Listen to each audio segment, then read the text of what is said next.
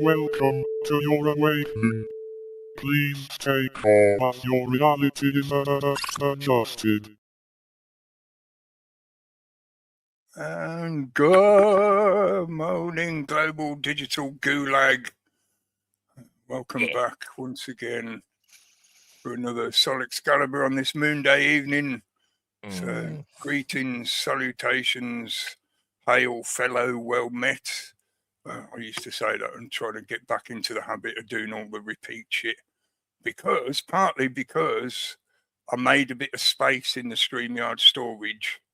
So this should go into the recordings, and then I can try messing with the clip things, the AI chop up for the clips, and just try out like some of the stuff we was talking about the other night. Maybe I'll get more interest if I put up a few clips out of each video rather than just the full 2 hours.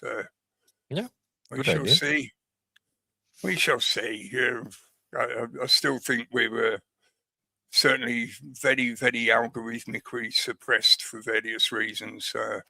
It might not make any fucking difference whatsoever. But let's see. There's quite a lot of stuff going on at the moment, which means content like we've been doing for years is actually attracting more attention now.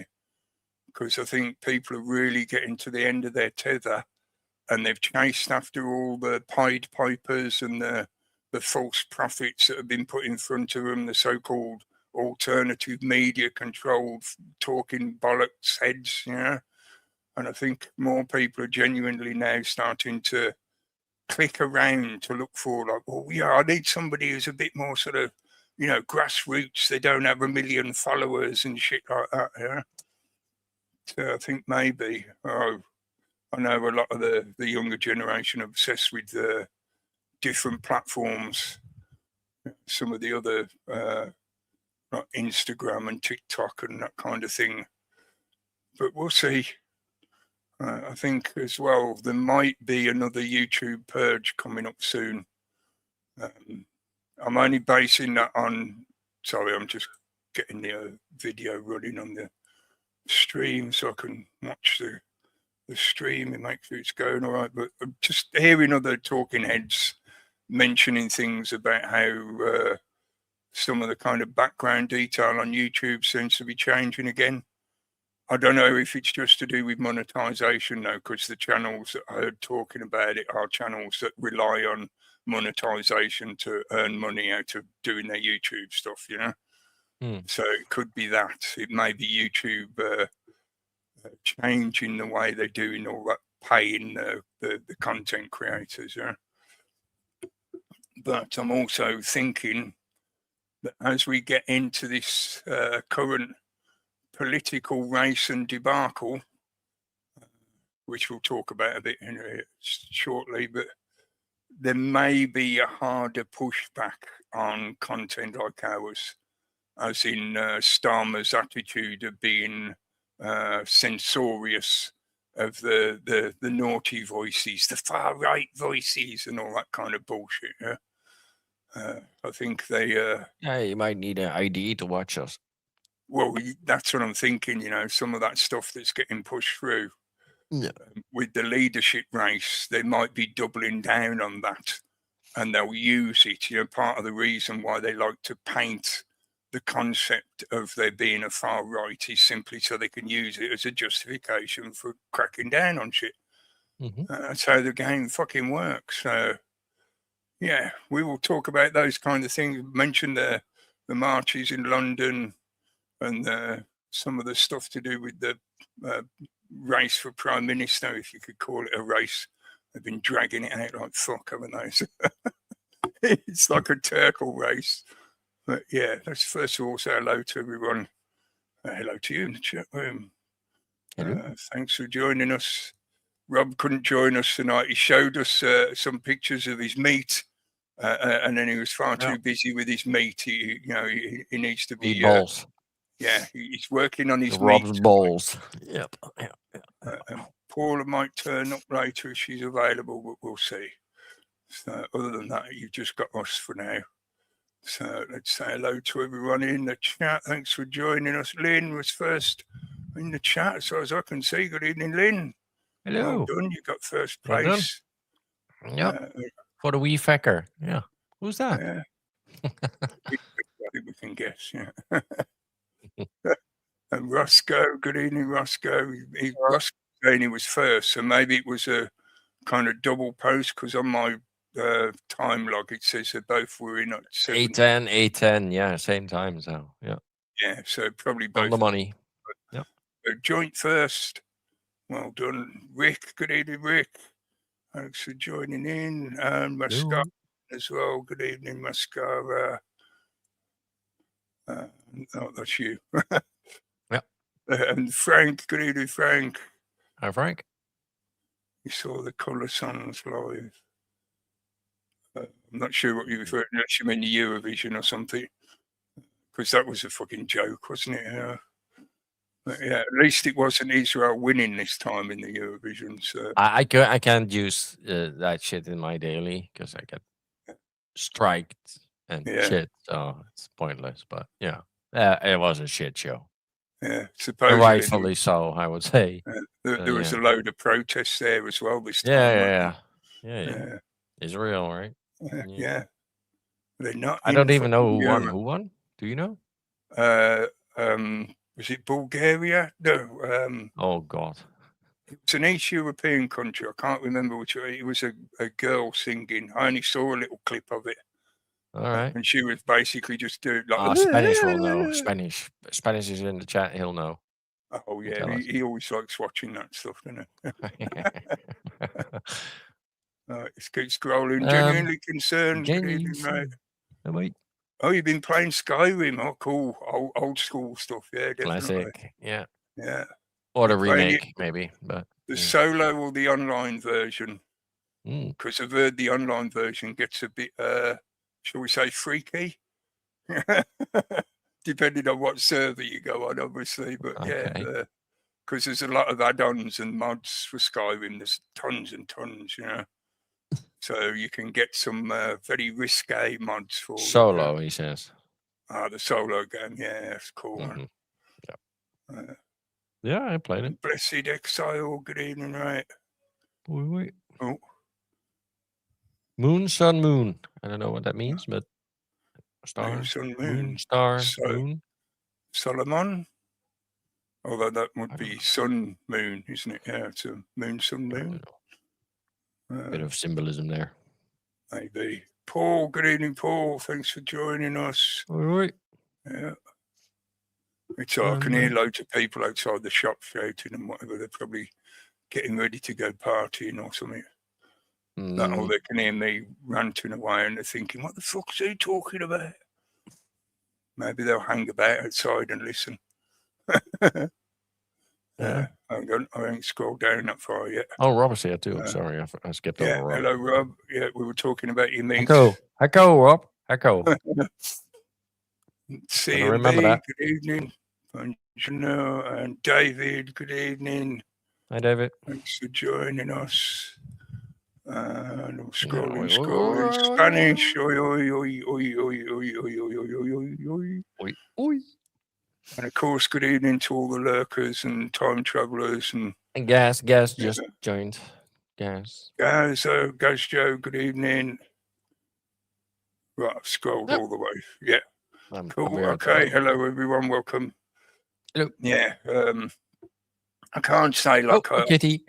Meow. Oh, Kitty, meow. You're lurking. Cool. Just in time, Kitty. Yeah. Okay. You're the last one. I was just going to say, I can't say I've exactly got a sort of theme like I often try to, pick an overarching theme that seems to help describe where we're going and what's going on kind of stuff. But maybe the sort of is, but it's nothing different to what I've talked about before. We're definitely getting further into the throes of World War III. Even though they still won't directly admit it or whatever. I've noticed, I haven't watched it yet. It's a different kind of war. Right. Yeah, because it's like 2 hours of what's his face, Professor Gisbang, saying World War III is about to start, and I'm going to predict when it's happening. It's in an interview with someone, and it just made me think, well, maybe he's referring to China getting involved, because then they would really struggle to not define it as a world war, you know. But it was something I wanted to mention. Depends what's going to happen with Russia, right? I think that's exactly, yeah, key player here. You've got because last week, I did mention it last week, Putin made a statement saying that he wanted to get the Ukraine situation sorted out as soon as possible. And well, not necessarily him personally, but the Russian official output also made a statement saying that if the Ukrainians attack Moscow directly, they would treat that as an all-out war attack. And guess what they did? Over the last couple of days, what have they been doing? Directly attacking Moscow, as well as energy infrastructure, which was one of the other criteria that the Russians warned against. So don't be surprised if Russia starts taking off the gloves now, because no matter what the media have been pumping through the mainstream press for quite a while now, Russia has been going fairly steadily. And I know that might sound a bit of a contradiction to what you've been presented with, but if you look at it from a war strategy point of view, they have been quite methodical and particular about where they attack and how they attack. They've not been going with a full, like, total war attitude. They're not just steamrolling in. But that is probably, I think it has been changing recently, because they have been targeting other infrastructure in Ukraine. So, yeah, it might escalate. Yeah, I think they're very aware of them not being suckered into that, right? Because what they really want Russia to do is like attack NATO targets, right? Yeah. Where these things are organized, Poland, and most likely, planned, and yeah. So, And, but I think I heard that he was not doing that, and they're going after the drone factories right now. Like they're trying to take out that whole infrastructure. Right. And if they keep on doing the Moscow bombing, they're gonna, might go after Kiev and do some serious damage over there. But they might also try and track down Zelensky himself. So if you notice, that would be, collateral. He's doing his hopping, dancing thing again, isn't he? You know, he's on the move all the time. Well, recent revelations about those artworks. Or he's surrounded by European leaders, right? That keeps him very secure as well. Because as long as there are celebrities and famous people around him, this is where I think we are now teetering on the edge of the full-scale involvement starting to happen, because this was something else I wanted to mention. Trump's visit to China. Our media hasn't really covered it a lot. Some of the channels have. Channel 4 was giving it a fair bit of coverage. The BBC has done a little bit, but it was funny as fuck seeing Trump's, he likes to speak on Air Force One, where he stands in the doorway and talks to the journalists that are on the plane. And this was from when he was on his way back from China. So they're all gaggled round, like, asking him about how it went and whatever. And one of them's from the BBC, and he's just like, "You're fake news. You're fake news." It's so sad, some of the claims he was making. It's so delusional. But anyway, the point being, according to all the so-called experts and analysts, analysts, the meeting did not go very well. No. The clip you included in the Daily today, that like animated clip of how they were dealing with the security concerns or whatever. According to one report, and I haven't seen any evidence. Chinese do the same, by the way. So don't worry about it. All of them do it. Yeah. But the one report, one sort of observation, that at one of the meetings, supposedly President Xi Jinping left a notebook on the table in front of him, and Trump tried to look at it. Yeah, he did. So supposedly, I'm only saying supposedly because I haven't seen any evidence of it. But he allegedly tried to take a peek in Xi's notebook. And I've heard some analysts suggest that this was a deliberate entrapment by the Chinese to test him, to see, like, can we actually trust you? And obviously he just proved that, no, you fucking can't. I think most of the rest of the world now treats America as a total pariah. But They're untrustworthy. That's the Trump thing, right? The Trump play is over. Yeah. Right? The power play is done. He's over and done with. Yeah. So really everybody's fucking seeing through that fucker, because on the one hand he says like, oh no, we put tariffs on the Chinese. The Chinese are fucking killing us and doing this and blah blah blah, and on the other hand, he is my best friend. Oh, ridiculous! Yeah. Hello, mate. And the Chinese are not fucking stupid. Thanks for joining us. Would his notebook not be in China? Yeah, and probably. I think the whole Israel thing that really showed what kind of a puppet and muppet he really is. Right. I mean, two things to me stood out without seeing any of the details about their actual meeting. One was the fact that Z was not at the airport to greet him as he got off the plane. That's a direct snub. Yeah, it was basically saying, you're not worth my time for me to show up. And then when they did the handshake, when they did actually meet, that was fucking classic power play shit, man.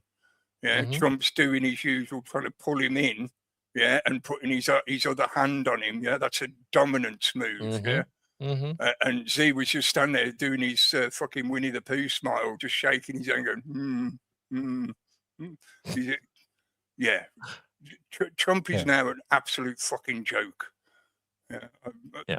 I'm happy to say my opinion. I know some people still think he's the next Messiah and all that kind of shit.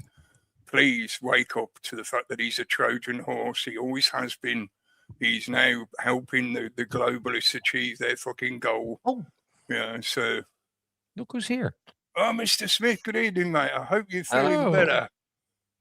All the love back, sending you lots of energy, right? Yeah. Yeah. Love, prayers, and all the good stuff. Yeah. Yeah. Good to see you, mate. Happy. Send him some energy, people. He definitely needs it. Yeah. Cheers, mate. It's cool to see you, right? Thanks for jumping in and saying hello. That's cool. That makes us happy too. Yeah. No, sit back and lurk and relax and concentrate on getting better. Yeah. Yeah, definitely. And Dace is here too. Dace popped in. He's quite a robust guy, isn't he? He's not a little weedy guy.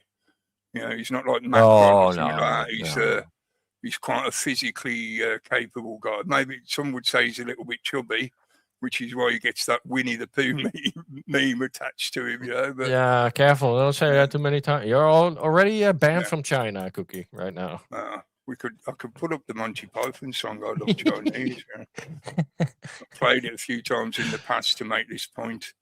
China is the model. I've been saying it for pretty much fucking 15 years. Yeah. Many other people were saying it before me. I don't claim that it's my original idea, but it's been fucking obvious for a long time now. China is the model of what they want to make the global system into. That's the globalist wet dream.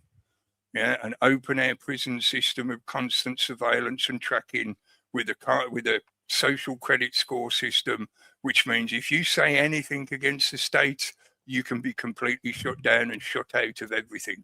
You won't even be able to buy food or pay your rent or travel anywhere. You will basically be in permanent lockdown, house arrest. It's the ultimate ethnic state, right? Yeah. So just like Israel, just like, because you cannot do the China thing in a hodgepodge cultural shit hole like ours at the moment. It's very not at the moment. No.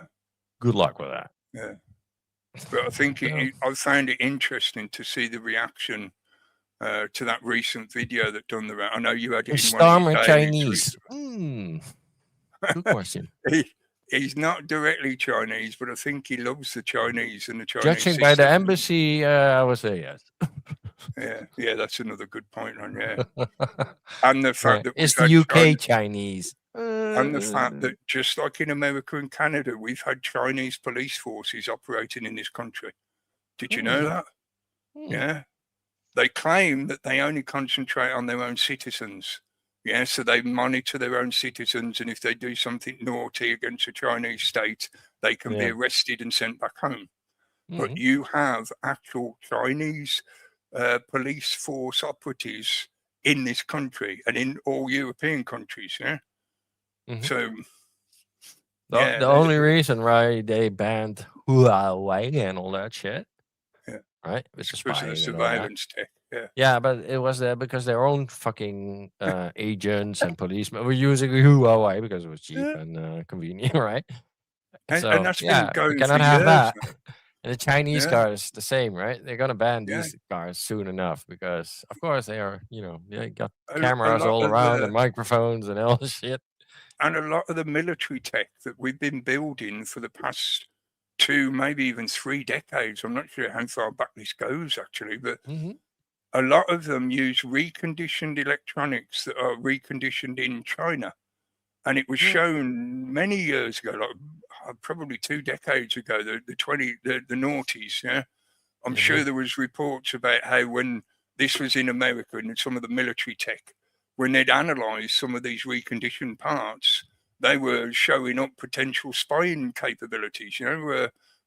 Creating links to outside connections and shit like that.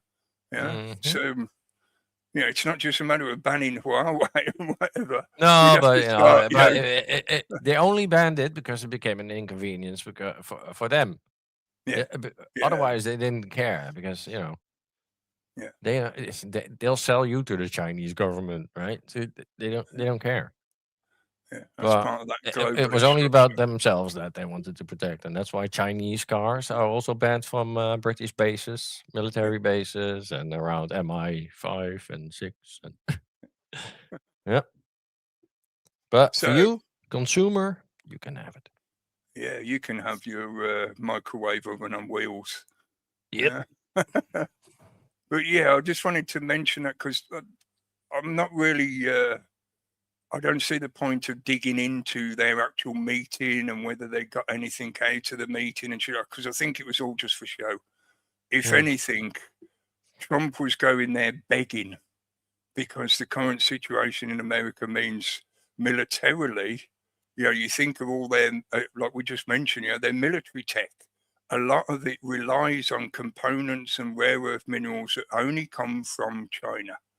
So now they're in a position where the shit that's been happening in the Middle East means their stockpile and some of their most important infrastructure, such as their anti-missile radar systems that cost over $1 billion each to make, they rely on parts that are only available through China.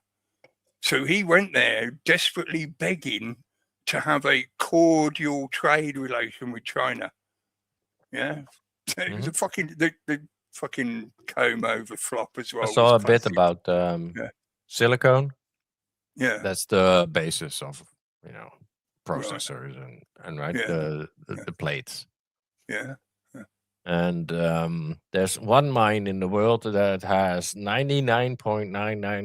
99.9999999% pure silicone, and that's still not pure enough. So they have to still refine that, Mhm. right? And to do it, they make a silicone 999% bowl, and then they put silicone in that, and then they melt it again, like in that bowl. Right. So you don't get any or 999999999 contamination, right? So it's Yeah. almost the purest, and there's only one mine, and it's in America. But the Chinese now have one that is 999999998 something, so almost pure enough. But they have a Yeah. way to fucking purify it to 100%. So now they can Right. do the silicone thing as well, Yeah. right? Because that's the Dutch have the machines, right? ASML, they make the machines that make the chips, Make the and chips. and the Americans had the silicone resources to make the best silicone, whatever, right? For Yeah. The wafers. processing. Yeah. Yeah, They for call the them wafer. wafers. Yeah. So Yes, Spanish. That's exactly what I'm sort of hinting at. Z took the I added in the opportunity. daily. Yeah. Yeah. I think the way the China Chinese are or viewing Taiwan is asking for it at this point because they don't trust Americans anymore. Yeah. Funny that. That's what I mean. I think the Chinese saw this meeting as an opportunity to sort of gauge Trump's demeanor, as well as obviously his team that went with him. Yeah. Mm-hmm. So you had that kind of test of how much can we actually trust you. No trade deals were made, according from what Trump has mentioned so far. Anyway, I don't know if there was, little bits that have been done or whatever, but supposedly he didn't get the kind of major trade exchanges that he was hoping for, despite the tariffs. Yeah, he's still leaving the tariffs in place. But I think the Chinese saw this as an opportunity to gauge the strength and the I'll say demeanor, because I was going to say determination, but it's not really determination with Trump, is it? He's just repeating what he's told to. Yeah, Iran can't have a nuclear weapon. Iran can't have a nuclear weapon. That's his fucking mantra now of bullshit to excuse what the fuck they're doing. Yeah. Did you notice Israel as well mantra. that he claimed that they're having negotiations again? So the stock market is settling down again because it's the start of the week. Yeah, so you got about 4 days to sort out what stocks you want to trade, and then the weekend there'll be some kind of catastrophe again, and it'll all go crazy again. Yeah. So they're still playing that stock market manipulation game while they are destroying the world's oil infrastructure to force a global economic shift, a global economic change. And that's why I think the Chinese saw this as an opportunity to go, what are you going to do if we attack Taiwan? And they pretty much asked him that directly, and he wouldn't answer on the plane. Yeah. On the plane, he claimed that he told Xi, I don't talk about that. I don't talk about that. Fuck off. That's it. That's the same as him saying no, basically. So the Chinese have just been given the go-ahead that the Americans will not try and protect Taiwan when they move in on Taiwan. So they're probably going to do it soon. And that will be probably what Professor Gisbang is hinting at. That will be the initiation of the official World War III. Yeah. Because once China makes Bangkok that is move, kind of the model, isn't it? Like what they're going to do with Taiwan. Yes. They're going to hand it over, and they're going to have some autonomy, but it'll don't gradually criticize be it or squished. don't criticize that, all that. But he asked him about what was that guy's name? Something Lin, the entrepreneur that got arrested for standing up against the Chinese takeover. Yeah. Alibaba guy. Yeah. And Trump said that Xi basically didn't want to say anything about his case. He said he was willing to talk about some pastor that is also being held. I think he got charged with spying or something. It was a man and a woman, wasn't it? I think. Okay. But yeah, what's his name? Lin. No, he will not. It might have been actually, but no, there was. He said pastor, so they'd Pastors. be. Okay. They'd be Zionist Christians from America, probably. But yeah, anyway, the point being that the whole charade, I think, was so that China could gauge whether they can take the next step. And that will be allowing for logistics and lag and blah, blah, blah. Midsummer. I said this a while ago. I said I thought they were going to try and work towards midsummer. There's going to be some major thing happen over the solstice period. And that's going to be the roll on from there, yeah. So hang on, let me read. Good comment. Yeah.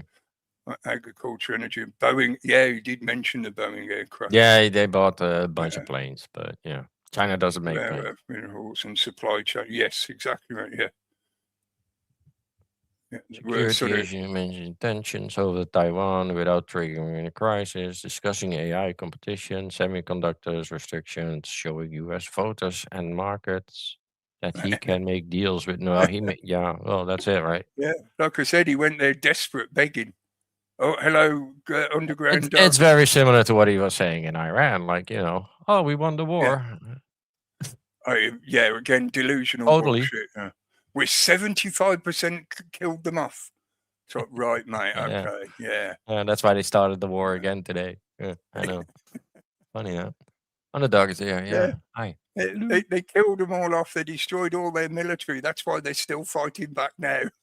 Yeah. That's why they're still able to control the Straits of Hormuz, because Trump has destroyed all their capability. Yeah. Yeah, the leadership. He took out the whole leadership. Yeah, well. They replaced all of them. Yeah, 3 tiers of leadership. He stressed that.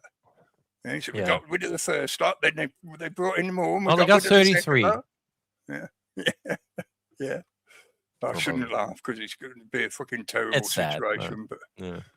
at some point, you have to at least laugh to learn that kind of gallows humour to shake off the fucking fear of the bullshit that they are perpetuating. Because what we saw with that Trump and Xi meeting was basically an unspoken agreement that if China allow America to carry on having a go at Iran, then America won't interfere when China takes Taiwan. That's pretty much what just happened. Yeah. And obviously there's more connotations like we discussed to do with the resources and stuff like that. It's America and China talking about Taiwan, but Taiwan is not part of that fucking talk, right? So that's kind of weird. It's like them deciding over whatever bit of That land. is the age Gaza. we're in, right? This is, I Right. think, this is going to be defined by future historians as the new Because the age of Taiwanese, they have imperialism. their own fucking ideas on, but right now they don't feel secure at all with Trump and how he's on one hand saying, well, we are going to manufacture all the fucking chips and do everything in America, made in America. Right? We don't need China. We can do manufacturing here with robots, probably, because you don't have the manufacturing force like China has. Right? So, there's that. But so, yeah, I don't know. It's kind of weird that they talk over these people like they don't exist, but, they do have a say in this. Don't worry, Frank. That is a subject that we do cover, and even though we might not be mentioning it right now. Well, they were there as well, right? The Oracle guy was there. Tim Apple was there, and Elon Musk was there, of course. Mr. Tesla. Yeah, in the background. Yeah. Yeah, lurking in the background. Yeah. So yes, definitely. With his private phone, because he was taking selfies and posting them and sharing them and doing all kinds of shit in China. I don't follow. I don't think he used a burner phone like all the others. It wouldn't surprise me knowing him. He's probably feels that he's immune to it. Huh? Yeah. So, I'm Elon Musk. They can't hack me. I'm the tech messiah. Woo! Or he assumes that they probably already do, right? So yeah. Or he's already in negotiation with them, mate. I think if you want to say something important, don't use a smartphone. Yeah, with things like those major infrastructures of the internet network, they call it IT because it's more than just the internet altogether, especially now with the AI and stuff like that, the data centers that are being built, etc. That is surveillance centers. That is a globalist agenda that is riding on top of the warfare shit that we've just been talking about. The warfare shit is how they are excusing and enabling the shuffling of the global board, the grand chessboard. Yeah? Like I've said about the shit in Iran, I think the reason they're doing that is so that it radically changes the global financial system to suit and be ready for the introduction of this techno-globalist system over the top of it. Huh? Yeah. So basically, oil is now going to be controlled by the remaining imperial powers, which will be America, Russia, China, and all of the uses of it or production of it will come under their federated control. Yeah? So like an umbrella system that sits on top of it.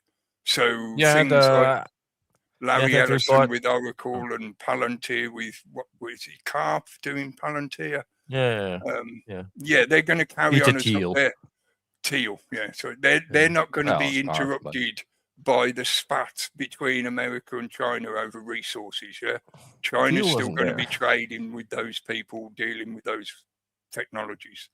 Sorry, mate, go on. I don't know. I forgot. Yeah. It is. Oh yeah. I had that CNN report in the Daily the other day, like where they were showing, like, oh, our cameraman got a ticket because the camera saw him and he immediately got a ticket, and it's like a totalitarian state, and that's fucking 20-year-old information. Huh? Well, that and meanwhile, flock cameras are tracking your fucking dog when it walks away in America, and then call the police and all that shit. So fuck in off. America, it's the flock cameras. In the UK, it's the ring cameras. Yeah. So if you've got a you Ring got doorbell and whatever, yeah, they're you all got your interlinked and they ULEZ are monitoring cameras. you 24/7. Yeah, you got ULEZ. We got Same as with ULEZ. your smart TVs. Yeah, your smart TVs are monitoring activity that they can view. Because please don't forget, all smart TVs now have cameras built into them and microphones. Yeah, but Yeah. what is he saying? Like, oh, okay, so you committed a crime, or you got a parking ticket, right? You parked illegally. Normally, either you get it under your windscreen, which is Yeah. a pain because you still have to fucking wait for weeks before you get the letter and you can pay it, right? By the time you get the letter and you have to pay, you forgot about it, you don't know what it's about. So, they're selling convenience basically because, this one at least, directly, oh, I parked, 45, okay, I'll pay and done, right? Well, you ain't going to get That's any it, right? choice. It's that double fucking thing because nobody wants to deal with bureaucracy and waiting for shit Yeah. and paying. Because Fuck. in that video that did the China rounds, doesn't have that. I know you had it in the daily, and I was surprised at how many people I saw online reacting to it as if it was new to them. Yeah. But where you've got those guys, they're illegally parked, and the little drone comes off the traffic lights and comes over to them and starts warning them, "You're being tracked. Your crimes are being reported." They're doing it here in Holland now. Yeah. And in the UK as well. At protests, they have little drones flying over and doing the same. But yeah, they're doing it here. As well, because that CNN report, obviously he was a tourist, he was a visitor. So it would have had to jump through a few extra loops through the internet technology to issue him the fine and whatever. Whereas for a Chinese citizen, they'd have no choice. It would just automatically be removed from their account. They wouldn't need to go, oh, yes, I plead guilty. I press the button to pay the fine. No, it's just gone out of your account. You have been fined. Yeah. Yeah. And you'll probably get social credit demerits as well. Yeah. But this is, I've got me classic 2000 I am the lamb. Vintage Judge Dredd t-shirts. Yeah, this is like, I don't know, nearly 30 years old. Yeah, that is where we're heading. I think maybe that was some of what got me first started on seeing some of this agenda building back in like the 90s, because I was still avidly reading 2000 AD through the 80s and into the 90s, you know. And the Judge Dredd storyline with the way they had the mega city environments, they were a rough blueprint of what we're talking about now. The guy who wrote those stories, well, there was a few different guys who wrote them, but the guy who originally started it was quite aware of things like Agenda 21 before it even became like major public knowledge. Yeah, so I think he was sort of trying to add into his fiction certain elements that were like a hint of what the future. Good sci-fi should include real science and stuff we're going towards. You know, that's what makes good sci-fi. You have the screen on. Can you see this? Yes, mate. Yeah, go on. So this came out. Yeah, because you say Judge Dredd, but this is BMW Vision, whatever. It's fucking Judge Dredd's bike. It's exactly that. I was like, fucking hell. The tires aren't square enough. Ah, well, but look at it. Come on. Judge Dredd would ride that fucker. Have you ever seen a Honda Goldwing? Yeah, well, yeah. Well, it was kind of based on that, right? Yeah, well, this is obviously a lot more this high-tech. is more futuristic, like Dredd's bike. So. Is that a hydrogen engine by any chance? No, it has a V6 or V6 because 6. Oh, right. Fucking outlets. Man, that'd be like a shit off a shovel. Fucking hell, V6. I think so, yeah. I have seen a V6 custom bike and it was fucking insane. The torque it had on it. They do have V8 and yeah, I've seen yeah. But yeah, a Vision 8. Yeah, so maybe it's a V8 even. Yeah. But that's a Dread bike. So yeah, there you go, right? We're living in that time now. That's a consumer product that you can order now. It's and that flying bike that you showed recently as well. That's similar as well. The Star Trek. They in Judge Dredd they did have flying versions of the bike. That was like the second generation. because there was a whole sequence of how Dredd himself didn't like them because he didn't trust the technology, which is those funny. Akira, right? The Japanese manga with the bikes, Akira. Yeah, but they're actually wheeled bikes. They're motorbikes. Yeah, but those bikes were really cool, man. Yeah. There's some classic scenes in that movie. You could transform and shit. Yeah. Hello, Ulik. Good evening, mate. Hello. Good to see you. Yeah. So yeah.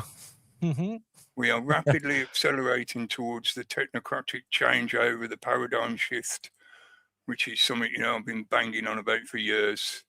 So even though... Yeah, we're beyond 1984. 84 is a reality. Long time I think we've already been in 1984 for a long time. I think what they're trying to shift us into is Brave New World. That's the transition that is now taking place, Yeah. Because I think so too. I think even Orwell was trying to point out that when he worked at the BBC, it was already 1984 then, and that was like back in the 40s, the 50s. Yeah, and he was talking about in the fiction. Yeah, it must be 50s when he in the fiction he created. He was trying to point out about how much to do with your news information is censored and altered and propagandized, so that what the public get as the media feed is a curated, windowed perception of reality in the world, what's happening in the world. It's not direct news. There is no such thing as direct news from the state system. Oh, sorry, running out of breath because I've been ranting too much. So let me just have a look back through my notes. I don't want to. 1984 was 48, right? There's a reversal. It was written in 48. Yes. Yeah, that's why they called it 1984. Yeah. 84, yeah.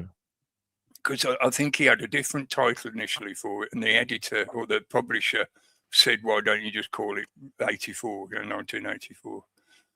I don't know what the reasoning was, but mention the it played in the future. It wasn't a direct continuation of World War II because that ended. But no, it was meant to be set in the future. Yeah, but how far into the future is, well, 84 was a long way away. Yeah, it's like for him back then, 2066 now. But that's why, like I pointed out many times, other people have said this as well. Yeah, he was only using a future setting to enable him to talk about stuff that he knew would be censored if he set it in a contemporary timeline. So if he started talking about how in 1948 there was censoring news and what, it would never have got published. So he turned it into a fantasy, a science fantasy novel. Yeah? That's what Graham Hancock and those guys have to do as well. They have to put it in a novel kind of a setting. Otherwise, it becomes scientific, and they have to start proving shit. And I think Philip K. Dick was doing the same. He was trying to, because remember, he was like rubbing shoulders with people who were in the scientific academia and shit like that. So I think he had a lot of insight in the way certain technologies were being worked on and developed. And he was trying to let the public know through his fiction about the potentiality of some of those technologies. Yeah. As well as the potential for, how could you describe it? Interdimensional entities. A lot of that stuff is now a reality. So, they are projecting stuff into the future, which is now a reality, which is not the future anymore. It's now... It's the now. So I think partly because of that, a lot of the current science fiction is quite banal and not very realistic, not very imaginative at all. We either get stuff that's sort of set in roughly the same timeline as Black Mirror. Yeah, Black Mirror is a really good example of the stuff they present is meant to be either happening now or not far in the future, like only a few years or a decade in the future. Yeah, but it has to be dystopian, nothing good, right? And no positive outcomes. No, AI is going to cure cancer, right? We're curing cancer, right? But other than that, we're presented with stuff that's meant to be so far in the future that the technology they're using is like super extreme, like Star Wars kind of shit, or Guardians of the Galaxy, stuff like that. Yeah, there we go, we're curing cancer. Yeah, but there's not sort of much in between. that recent TV version they did of was it not Empire? The one with the three rulers, the young guy, the middle guy, and the older guy. Fucking hell, it's not Philip K. Dick, is it? It's Asimov. Yeah, that. It's not Empire. It's about Empire. Yeah, but even that's meant to be set far in the future. Yeah. But some of the technological ideas he presents in that, we're not far off some of those ideas now. Yeah. So again, like I say, good science fiction should take a knowledge base of what's currently available in current science and what's being developed and worked on, and extrapolate its use into the future, and then create a speculative view of what that technology could become. Foundation. Given enough time. Yeah. Foundation, that's it. Yeah, thank you. Yeah. I've never actually read that series. Yeah, it's no, I haven't read it. No, I'm watching it. I got a bit bored reading. Season 1 was okay. Season 2 was shit. Season 3 is okay. Yeah, he's not a very exciting writer. He's quite a dull writer, I find. But I like the concepts, right? The long term. I think these bloodlines think like that. So yeah, and they do, as we know, intend to one way clone or another, themselves. Yes. No, I was going to say something completely different, and I'm not put the usual caveat on it. I'm not saying this to black pill people or be doom mongering or whatever, but they are very much still of a eugenicist mindset. Yeah, the technocratic oligarchy that wants to set up this system. They have an attitude that they only need a certain number of us. Yeah. The rest of us are all enough to worship them, so they feel to provide creative ideas, to be pets and entertainment, to be the kind of what's the name of that class they have in the Hunger Games? You know, the sort of goy.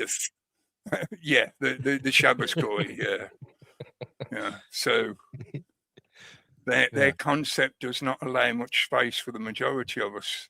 No. And I know people don't like me saying this kind of stuff because they find it quite a sort of a seemingly despondent perspective. But I do think you have to be aware of the potential reality that the sheer number of population will be reduced.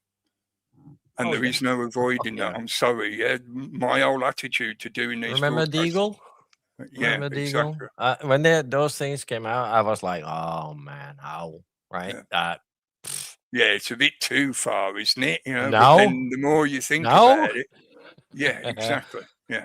Right. And even back then, I was a conspiracy theorist. So you know, but even I thought that's a bit rich. But right now, no. And and I think a large part is going to be even voluntary with the maids and the abortions and or the pills downloading. And, the voluntarily vivisections or whatever. Even if it's not real. I don't want children. I'm gay. That shit. There will be some people who, when offered the choice, they will want to download themselves into the cloud. And I think you can have 1,000 extra carbon points if you don't have babies. Yeah. How about that? There will be, I think, they'll use AI systems to create a false and a free illusion. Netflix subscription. Bum. Yeah, there you go. Yeah, with adverts. With unavoidable adverts. But they'll use AI to create a false illusionary version of you actually being in the cloud. Because they can already do that anyway. Yeah, they can create pseudo personas based on people's digital footprint.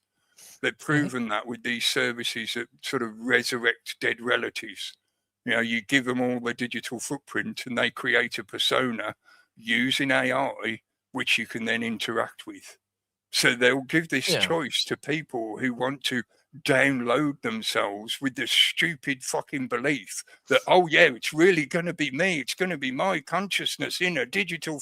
No, they're just going to fucking kill you and copy your digital footprint, and your relatives will believe that you're actually still alive in the computer, but it's not. It's just an AI simulation of you, and you'll be fucking dead. Yeah. Yeah, I think right now with the digital ID phase that we're in, right? We're all being digitized and being Yes. databased. Copied. Yeah. We're kind of in the Gattaca movie Yes. phase. Yes. Definitely. Right. Yeah. And I think DNA and biometrics and Yeah. bio stuff is going to be Your part of ethnic it. roots. That's why they've Yeah. been so obsessed with databasing everybody's genetics. Yes. Yeah, well, it starts with your fingerprints and your iris scan, maybe, and then Yeah, a your little biometrics. DNA thingy, right? And Yeah. so, yeah. Yeah. Hello, Mahatma.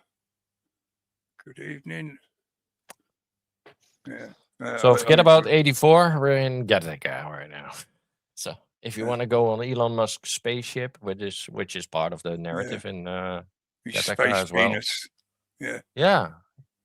They want to get off the planet, right? Everybody. And in Atlas Shrugged, or at least it's hinted at that Well, John Galt, the techno messiah in Atlas Shrugged, is setting up a sort of parallel society where all the capable people are going to go, and it's hinted at that it will be off-world.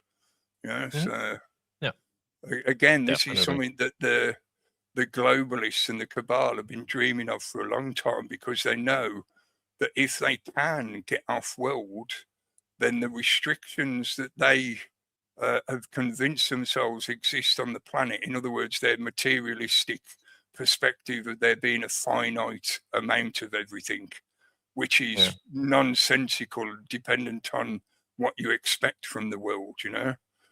As in, the world can quite easily provide us enough water, food, shelter, etc. You know, basic requirements of life are plentiful; they're abundant. It's I only think that's why this narrative, right? The alien. Yeah, like he actually posted this. It's not a fucking joke. It's like he this AI shit. Yeah, the alien has cuffs on. These fucking ass cuffs on. What the fuck is that? Plus, he has no penis. But okay. Look, you know, I think it's they're selling something else. They're gonna come with, you know, the next thing. Hello, see it as it is. Good evening.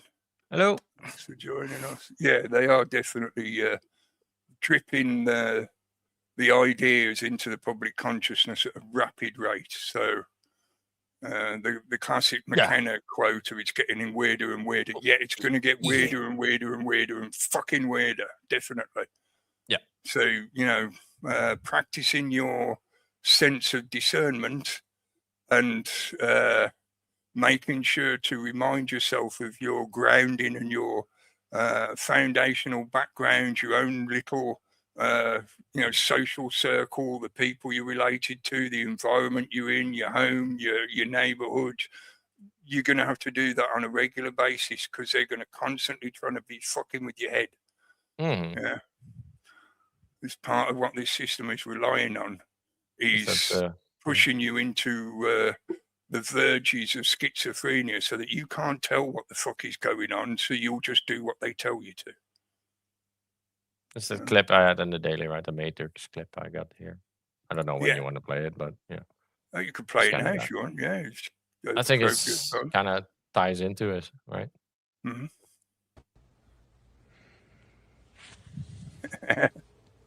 Who gave them the right to charge us for water and land they didn't create? We should not be paying anything for our existence on this earth. Let that sink in. Let it scrape against everything that you've been taught. Because the most insane idea humanity ever normalized is that you owe money simply for being alive. You were born here without consent on a planet you did not create, under a sky that no government ever hung, breathing air that no corporation manufactured, and somehow you start life already in debt. That's not normal. That's not moral. That is not even sane. Explain to me how land became owned. Explain how water became a bill. Explain how shelter became rent, movement became a license, and rest became something you have to earn after selling most of your waking hours. They didn't just monetize labor, they monetized survival. And the moment survival has a price tag, freedom is gone. Because if you must comply to be allowed to live, that is not choice. That is coercion, wearing a suit and calling itself civilization. And don't insult people by calling this just how the world works. That phrase is the psychological gag they stuff in your mouth before they tighten the leash. Miss enough payments and watch how fast the mask drops. They don't just take your house. They don't just shut off your utilities. They take your mobility. They take your dignity. They cage your body, all because you failed to keep up with the subscription fee for being alive. That's not order. That is a threat backed by force. Work itself is not the enemy. Contribution is natural. Humans have always built, always grown, always created, and always shared. What is evil is when contribution stops being voluntary and becomes a condition for survival. What is evil is when fear of hunger, homelessness, and medical neglect is used as the whip. And that fear is not accidental. It's engineered. It keeps you obedient, tired, and arguing with your neighbor instead of questioning the system that's draining you dry. No moral system, none, can justify charging human beings for access to the earth they were born on. If a system requires you to earn the right to exist, then that system is illegitimate at its core. And if hearing this makes you uncomfortable, good. That discomfort is the sound of a lie cracking. You're not lazy for questioning this. You're not crazy for feeling it's wrong. You're dangerous because you're starting to realize the truth. You were never meant to pay for your own existence. Yeah, there's a kind of counter argument to it, but yeah. A little, yeah, I've thought similar. You pay well, for utility, right? For the utility and all maintenance and stuff the like maintenance that. And but not for the. You should not pay for the water itself. No. And we know full well that people are quite capable of getting together to deal with those kind of requirements if that's required. Yeah, well, they ban your pump because it's dirty. Your pump. You cannot pump water yourself. You need to buy it from the fucking mains because all that. Yeah, I like the way he said it because he presents a lot of those simple arguments in a concise way, and I think it helps for people to be reminded of that, of like the basic necessities of like we shouldn't be being treated like this. The one word he doesn't use. How can you be born in debt, right? That's exactly the biggest There's only one way you can be born in debt, and that's if you're a slave. Yeah, if you're born it, because I know he doesn't use the word, and I think maybe he was careful to deliberately not present it in that way. Yeah, but the only way in human existence that we've ever had a situation where you are basically born into debt is if you are a slave. So you're a slave born to other slaves. Exactly. I think that's why he chose not to do it that way, which is fair enough. Yeah, but that's what he's describing. Well, we're all slaves. These fuckers think they own us all. Yeah. And that's one of the big reasons why they treat us the way they do. Yeah. And I wanted to show this as well. Thanks, Mahatma, for the detail.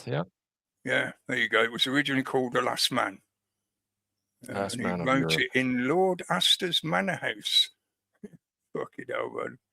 Yeah, I forgot about all that. I don't know who Wally Hope is. Who's Wally Hope? I don't know either, actually. I recognise the name, but I don't know why.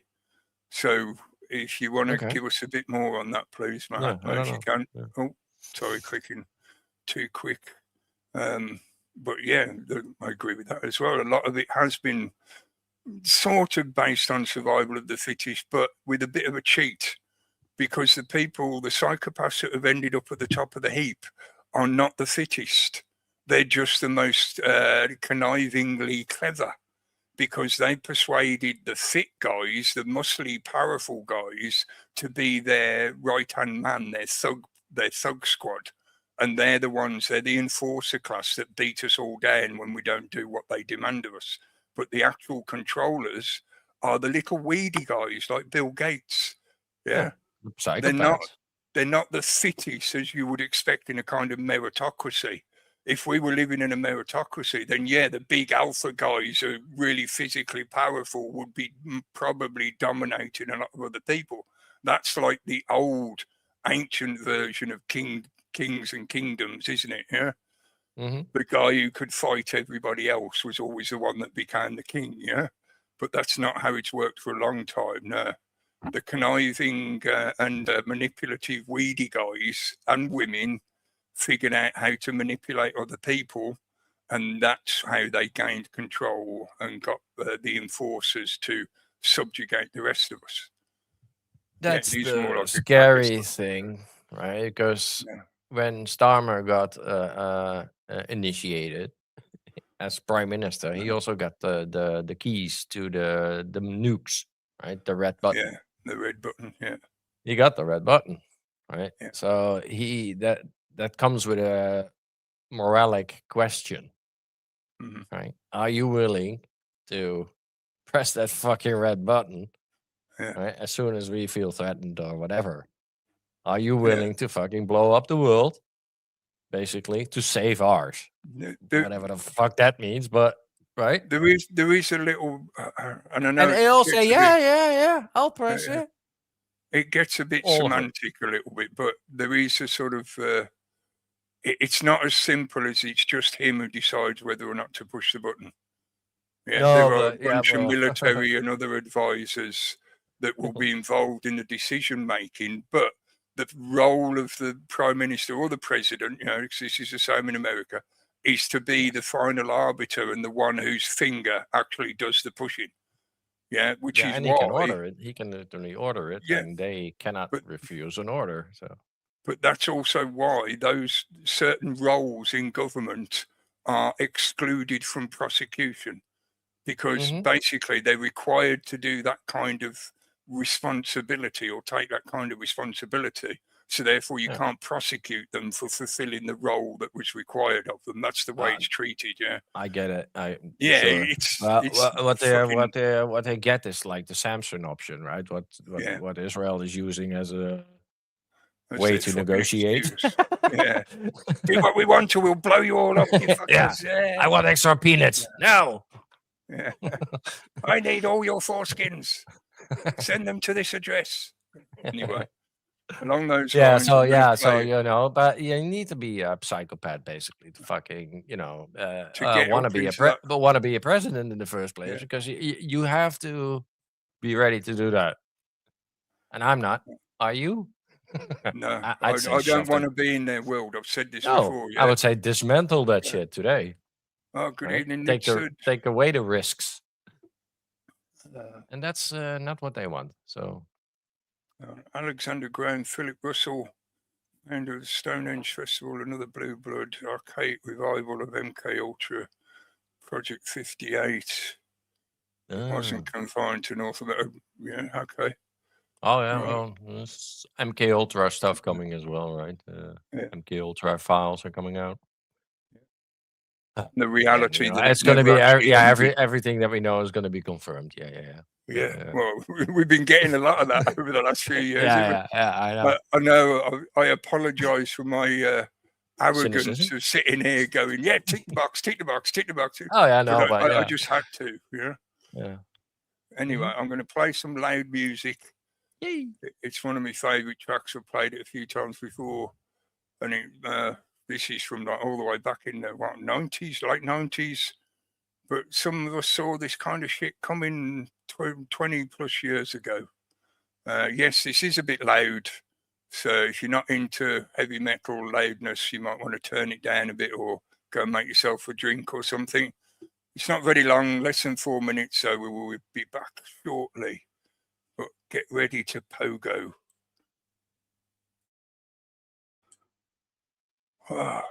Was that stuttering for anyone else? No, it's fine for me. Cool, just something on my system going on then, because you're getting occasional little stutters or jumps. It reminded me of listening to vinyl. Oh, It was like Rob when had that. Rob had that the other week, I Yeah. think. Yeah, so whatever. But Or yeah, it that could was be System of a StreamYard. Down Look alright. prison song. And I mean, at the time they released that, they were mainly talking about the private prison system in America. Mhm. That's why he was like quoting some of the stats about how many people had been imprisoned and stuff like that. And most of it was based on drug crimes. So, you know, he was also making the point of if you look into the history of it, it's well documented and admitted to now. Cheap labor. That a large amount of the black budget funding that the CIA and other agencies used was from drug dealing. And it was actually the CIA, because it's also known as the Cocaine Importation Association. They were the main ones that was bringing in all the fucking hard drugs from like Colombia and places like that. You know, that you get into the whole Iran-Contra stuff and everything as well then with Reagan and all that shit. Yeah, it gets a bit complicated. But the main point to get across here is the agencies themselves were flooding the American society with hard drugs, cocaine and heroin and other shit, yeah, like PCP and stuff like that. And at the same time, they were legislating and enabling and encouraging private prison systems to be, Oliver North as well, getting the military involved, yeah. They were funding the private prison system. He was a whistleblower, wasn't he, Oliver North? Yes, but only because he got caught out, so he was offered immunity if he acted as a witness and spoke. Yeah, but he was actually like with the UFOs. Yeah. So it was largely the foundation of what built towards where church we are committee? now. No, that was before that. The church committee was when they forced the CIA FBI, to reveal. Right? CIA. No, to reveal that they had people placed in all the media outlets and the heart attack gun and stuff like that. Yeah. That was earlier. That was Oliver North, wasn't it? Wasn't he? No, it was before him. Okay. I'm getting my conspiracies mixed up. It's too many. Yeah, it gets a bit convoluted the further back in time you go. But the point I was making was like that shift in the structure of society's method of incarcerating offenders, criminals, is largely a foundation of what's led us towards where we are now.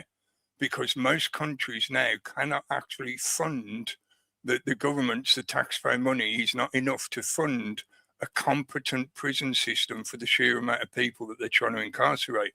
So even in this country as well now, most of the prisons are privately run. They're for-profit prisons. So we began the process of corporatizing, corporatizing society, corporatism. Yeah, so that's why I still go back and reference that song, because even though it's sort of 2 decades out of date, it's still relevant what they were pointing out about how the private prison system was a bad foundational setup in your society. Yeah? You shouldn't have private companies making money out of incarcerating people, because that instantly creates a profit motive incentive. So all of a sudden, our legislation gets filled with all these petty little crimes that you can be put in prison for. And now look where we are. If you say the wrong thing online or in public, you can end up in prison, a private prison where they'll make money out of the fact that you're incarcerated there. This is the beginnings of authoritarianism, fascism, technocratic fucking control system, yeah? Yeah, so... on that note, let's get into having a little discussion about the marches in London and the leadership race here in the UK at the moment. Because I do think there is a sort of interconnection. Yeah, I watched the live stream of the marches on Saturday. I mainly watched the United Kingdom one. And I'm glad to say, hello, Steve, in the chat. Glad you made it. I'm glad to say I was wrong in my speculation about the number of Israeli flags that would be there. I think, though, maybe that was because they took notice of many of us, like me, saying this about the last march, yeah? Because at the last march, I pointed out, like, look how many Israeli flags there are, yeah? So this time, I think they deliberately subdued it. But instead, what you saw a lot more of was Iranian royalist flags. There was still majority Union flags and English flags and Scottish flags, Saltire and the Welsh flag. I saw a few Welsh flags. I also saw a few county flags, from regional counties and whatever. But there was quite a few Iranian royalist flags, and there was some of this one. I know I've seen it before ages ago, but I saw quite a few of them on the march where it's the Union flag, but in the middle they've put a Star of David. Well, it's not Star of David, Star of Saturn. Yeah. So that left me wondering, like, what are they trying to say with that? They're trying to say that UK and Israel and one of the same country? Or is Israel controlling the UK, or is UK controlling Israel? What the fuck is that flag supposed to represent? Yeah, Hate Muslims. that's what the whole thing was about, I think, really. But I don't think that was the majority of the people who were on the march. There was quite a few thousand there. I think I've seen some estimates saying 60, 70,000. I think it was closer Well, to that's it, right? 100,000. He hijacked The sentiment in the public. the sentiment for his Yeah. fucking Israeli shitty That's the narrative. whole So point. Yeah.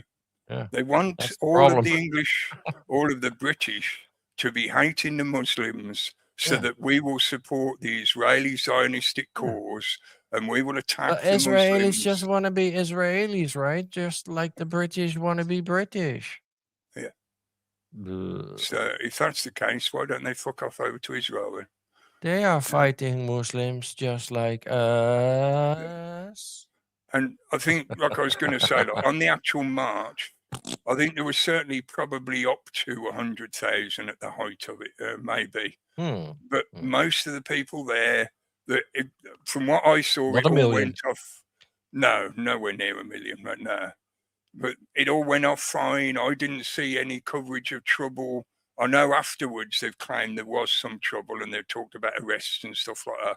And the Met Police have put out a comment saying that they're investigating some people for hate crimes and whatever. There was three things going on: a football match, that protest, and the anti-Palestinian or Palestine protest, whatever. Yeah. Right? So, yeah. And I think when you've got potentially up to 100,000 people, and the police are claiming that they only got something like 48 arrests on the day, that is a fucking major win in terms of peaceful protest. Yeah. Because you cannot avoid having a few fucking idiots or drunken people or whatever having a bit of a scuffle or having a bit of a rumble with people they disagree with, like the pro-Palestine or whatever. That's always going to happen. But when you're talking about that number of people all showing up and peacefully protesting, that is a major win for freedom of speech, peaceful protest. And I'm not going to get into the debate about protests don't work, protests don't do. Fuck off. If you think protests don't do anything, why do they keep trying to stop us doing it? Yeah. Because it's not about getting the government to change what they're doing. It's about spreading awareness to the rest of the public. Yeah. Giving a voice. Each one of those people there probably represented several other people who couldn't make it or didn't want to go to the march for whatever reason. Yeah, so it's the voice of the people speaking up to the pyramid saying, "Oh, you fuckers, we don't agree with what the fuck you're doing." And at the moment, we're being peaceful. This is what, I mean, it's taken me over an hour to get to it. This is why in the subtitle this week, I put the last chance ? Because we have now got to a stage where, and I did, let me just find me new banner that I've made. This is a classic quote. We'll see if who knows who it came from. And don't cheat and look it up online. But if you know who that quote is from, it should be fucking obvious. But we are getting very close to the last possible chance. I think in some countries, like at the moment in Ireland, yeah, I think they are starting to now butt up against that wall if they're at the last chance, the last opportunity. Because now we're at the stage where they have made it blatantly obvious that no matter what we say, no matter how we protest, no matter how we vote, they're going to do what the fuck the globalists want them to do. We voted for Brexit. We've now got two candidates running for Prime Minister who have both said that they're going to join us back to the EU. So they're going to basically reverse Brexit. Yeah. The public doesn't fucking want that. Yeah, so they have made it plainly obvious again and again and again that they don't give a fuck what we say or how we protest, which means you have one alternative left before it ends up in violence. And that alternative is a general strike. That is it, full stop. There is no other choice. There is no other way to force their attention or to make them change direction. There has to be a general strike, and the majority of them have to be taken out of that parliament building and sacked, and we have to run a new election. If people want to have a governing system, then we need a more genuine, open and fair election. Not this bullshit of controlled parties. Reform is fucking meaningless. Rupert Lowe and Restore is going to be the same old shit all over again, disguised as nationalism, but it's still going to be serving the globalist fucking agenda. Yeah, I know. Yeah. He'll have a helicopter crash like they tried with Farage before, like, you know, Yeah. something like that, and they'll succeed. Yeah, and he's like a cockroach. no. He still fucking survived that. He walked away Well, from that fucking. Yeah, That was the he plane did. crash, wasn't it? Yeah, he walked away from Plane? it. Oh, I thought a Yeah, I think helicopter it was a one, plane. Yeah. yeah. A small plane, you know, a local area plane kind of. Mhm. But yeah, I do think with all the shit that's happening, and the reason I'm saying this now is because I think the marches that happened, and I'd say similar about the pro-Palestine march, it wasn't as big as the United Kingdom march, but it was peaceful. Yes, there was a few idiots talking shit, like there always is, especially when you get the people like the Antifa and all that kind of idiocy, yeah? They guaranteed will just spout their usual shit.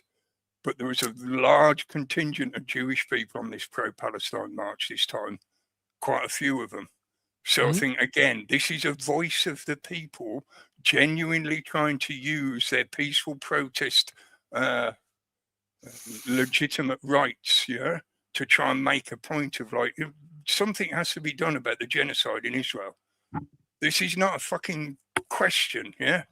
I don't care if people think that there's some kind of nationalistic debate that has to take place. No, they're literally slaughtering people. They're slaughtering children. How many fucking hundreds of thousands have to die before people can admit to themselves that it is an outright genocide? Yeah, it's been called out as a genocide by multiple bodies now, including the UN, including the International Court. On and on and on it goes. But the international community keeps sitting back and, oh, they're the special people. We can't stop them doing what they're doing. No, fuck off. No, that's any scary. ethnic group that claims that they are God's chosen and everyone else is lesser than them deserves to be pulled fucking down. Yeah? That is the kind of supremacy shit that slaughters thousands of people. Sorry, I'm ranting. No, that's a narrative that Tommy Robinson have, because it's kind of ironic that a Jew, an actual Jew, has, you know, can acknowledge genocide and what's going on. It's terrible and all that. But there's a Zionist on the stage screaming like, look, the Muslims are the problem here. The Palestinians, they are the terrorists. They did October 7th. We right? need a So new they're crusade. all the little children, they are trained to be terrorists. Right? So, and we have to kill baby Hitler. That kind of idea. Like, they're all little baby Hitlers, all of them. Yeah. So we have to kill them while they're in the womb. Yeah, so what we're heading at is a genocide kind of here, and they're normalizing it. Like, it's normal to fucking, slaughter a bunch of whatever you don't like, and, you can get away with it. As long as you're the supreme superior one. Yeah, and again, it does get more racist than that, but yeah. Just for the fact that I know there'll be some people that quibble about this, I'll put in the usual caveat of, yes, we know there are criminals amongst the Muslim people that are being brought here. There are some seriously nasty people that need to be dealt with, yes. But that doesn't mean Islam and every Muslim is somehow evil that needs to be eradicated. I don't agree with the idea of Sharia law. That's their choice. It's a voluntary system that they choose to participate in the same way as Christians can participate in ecclesiastical law. Yeah? It's the same fucking shit. Same as Jews participate in a similar system within their own religious construct, right? But it's not applicable to the nation. It's not applicable to the whole of society. Compare it to the settlers, right? Compare those radical Muslims to the settlers. Like, they want to settle over here and dominate and bring in Sharia law and whatever. And just like the settlers fucking, kill your cat and kill your dog and, religious extremists, Yes. They think they have a divine right to slaughter the rest of us because we're just cattle. Yeah. But that's not all of them. And it's the same with the Jews when you say, oh, it's the Jews. No. Yeah, again, same caveat.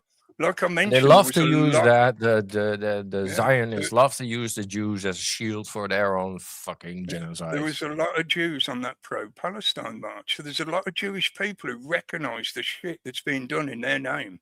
Oh yeah, and also the curly ones. The curly, not all The the curly, acidic, yeah. the acidic ones are Yeah, they crazy. think the nation state is just wrong in the first place, which is Yeah. fair enough.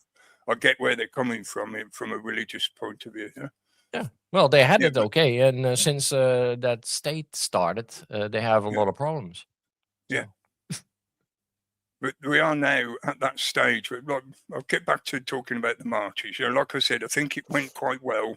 The actual march itself was great because there was thousands of people peacefully marching, waving their flags. There was tons of flags. Yeah, great stuff. BBC didn't get their far right narrative and No. Nazi narrative, and you know what Until Starmer you- tried to do. until you got to the stage show with Tommy Titbag and his range of crazy people who come Yeah. out shouting about crusades. We need to do crusade, kill all the Muslims. The burqa women, you seen those? Yeah. 3 women come up on stage dressed in a burqa, and then they strip down, and Yeah. Oh, I didn't see him strip off, mate. yeah, they It's strip I down, must have and then missed that. they're Western women underneath. The stream I was watching, they didn't get all the way to the stage. They stopped at one of the Surprised they didn't do an screens. OnlyFans bit, but okay. The screen that they were watching kept cutting off every now and then, so I didn't see the whole of what was presented on the stage. All right, no, it I was saw so most cheese. of it, but not That's all so of it. Yeah, fucking cheese.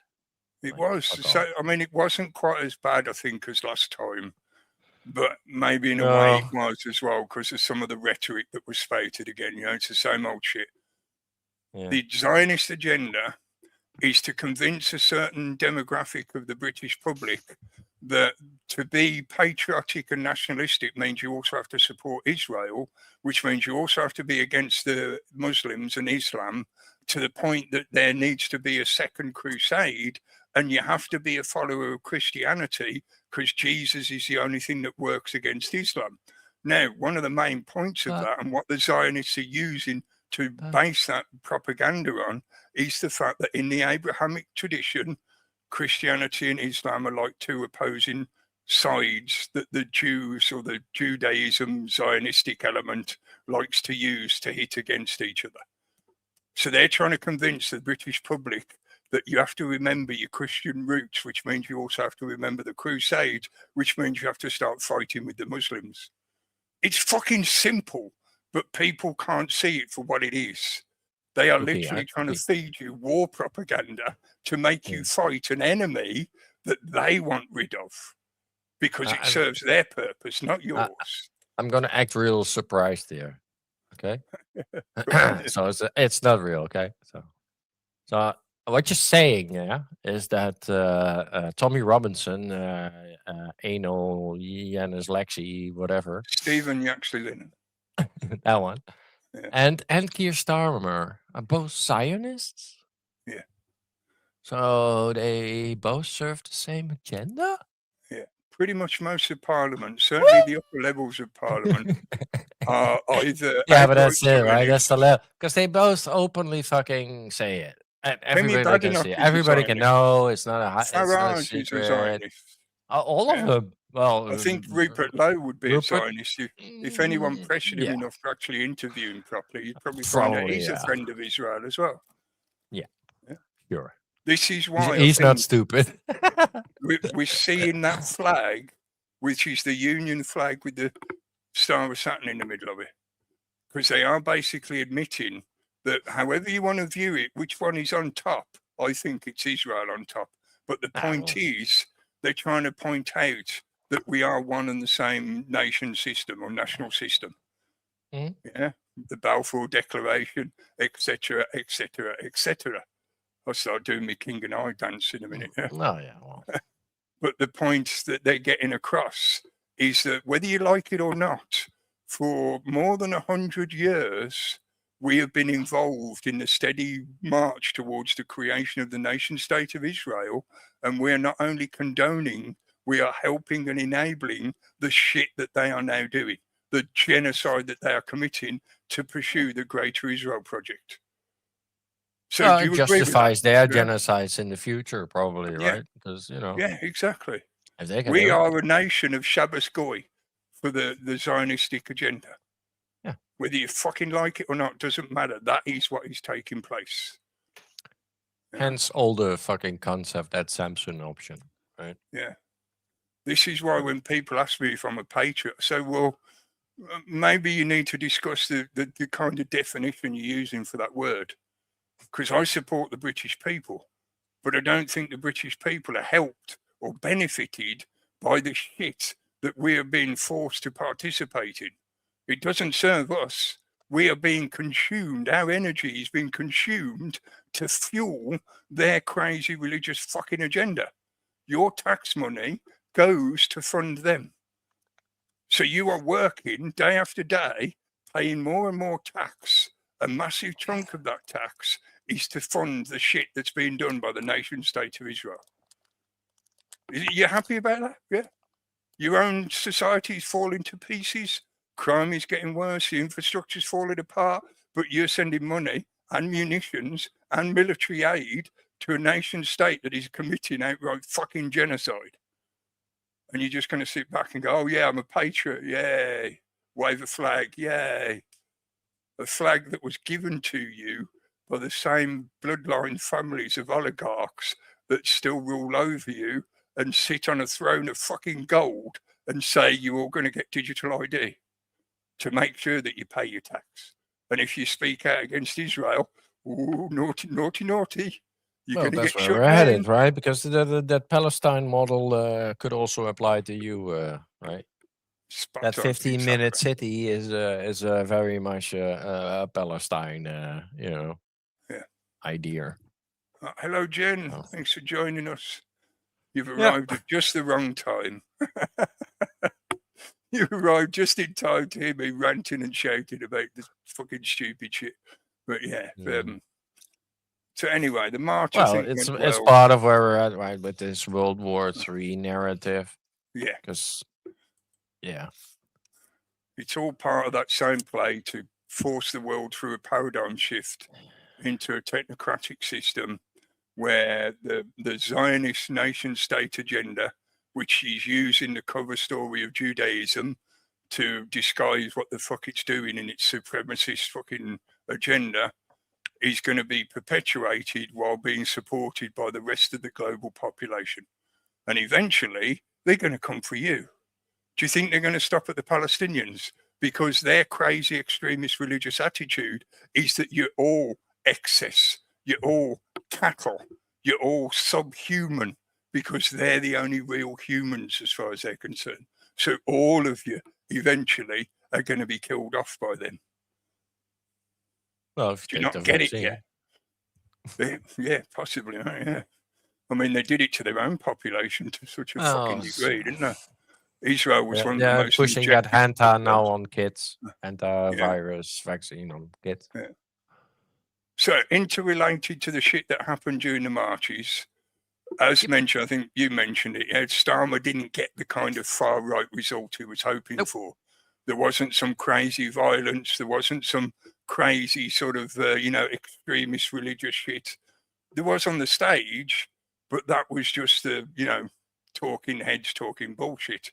The population that turned up to support the march, the rally, projecting their voice up the pyramid, they, I think, were more genuine than all the other shit that was happening around them. Yeah, the whole setup was an attempt to usurp the energy of the population to serve that agenda, and I don't think it worked the way they wanted.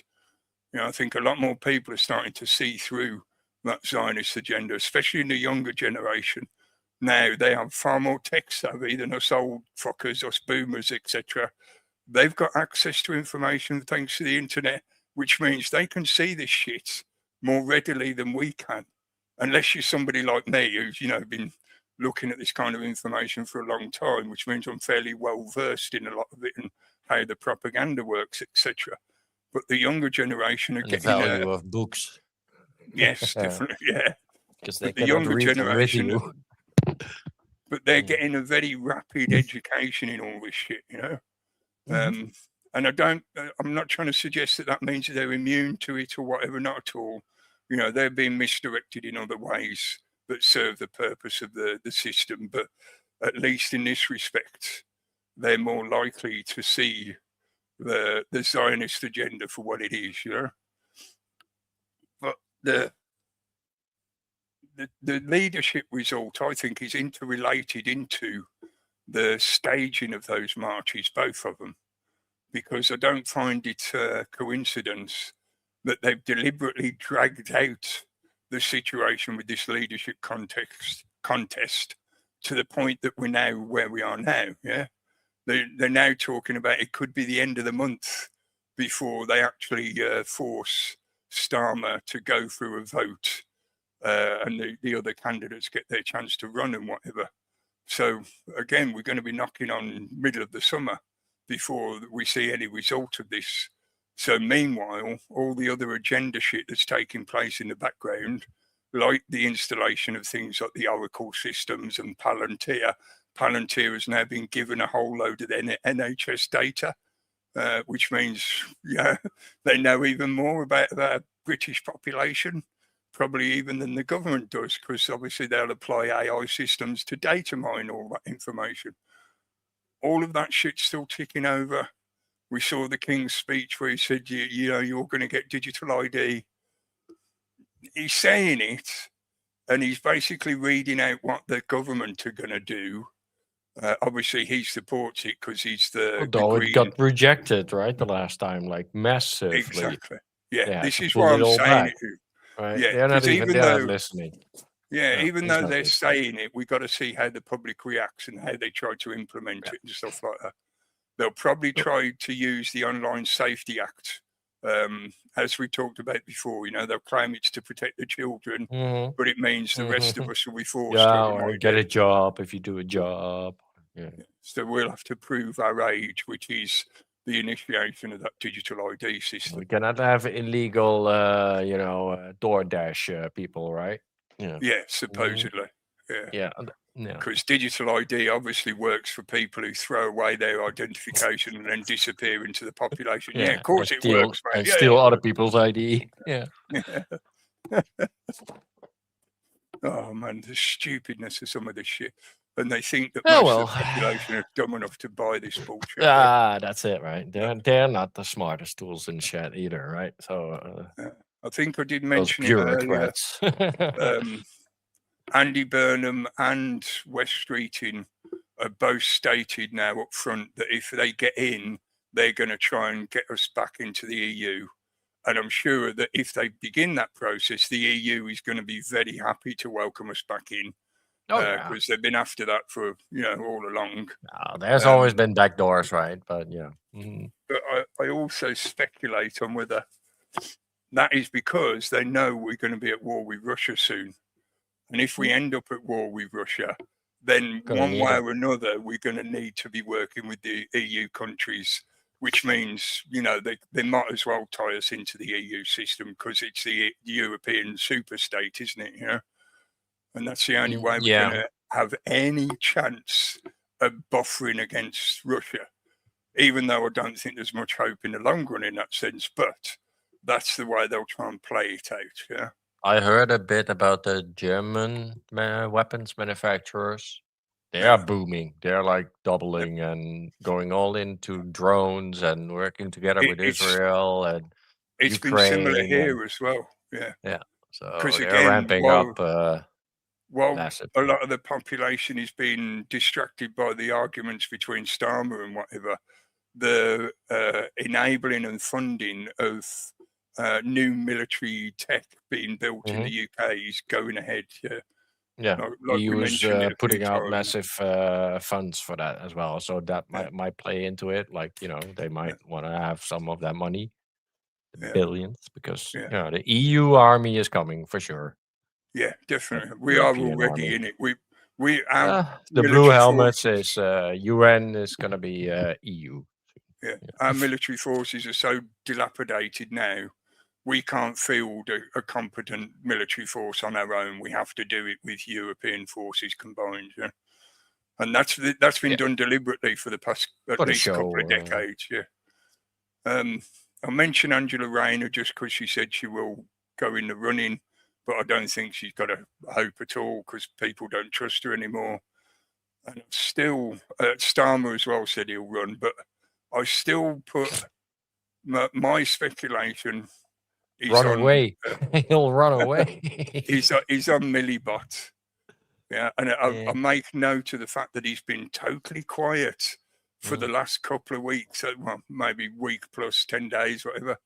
He's been just keeping his mouth shut and staying in the background, which bothers me more than the other guys that are all like in the public going, hey, I'm going to be your new leader. Look at me. Everybody vote for me. Whereas he's just sort of stood in the background waiting. Yeah. To step in. Yeah. Yeah. It stinks of like WEF or Tech Bro involvement, you know. When it comes to the vote, all of a sudden he's just going to come to the front like fucking Dracula, you know, gliding along with no footsteps. He's just going to be, it's going to be like some kind of fucking Mandelson rebirth. I got that EU clip. You want to play it? Yes, please, mate. Yeah, go on. Yeah. This is Burn. Long term, I'm going to be honest. I'm going to say it. I want to rejoin. I hope in my lifetime I see this country rejoin the European Union. I'm absolutely clear about that. Fuck you, you cunt. Yeah. I'm going to go for the minority and, the rich elites that pay my bonuses. Your UBI. Yeah. Because that's sort of what they golf get, course every Sunday. Yeah. That's why politicians love the idea of UBI, because that's basically what they get anyway. Oh, that's on the universal income, you mean, right? Yeah. Yeah. They do pretty much fuck all. They just sit there and talk a lot, and they get a big fucking wage packet every year, you know? Yeah. I saw the US or Canada. I think Canada. Canada was talking about it again. Yeah. Yeah. I think they're pushing for it.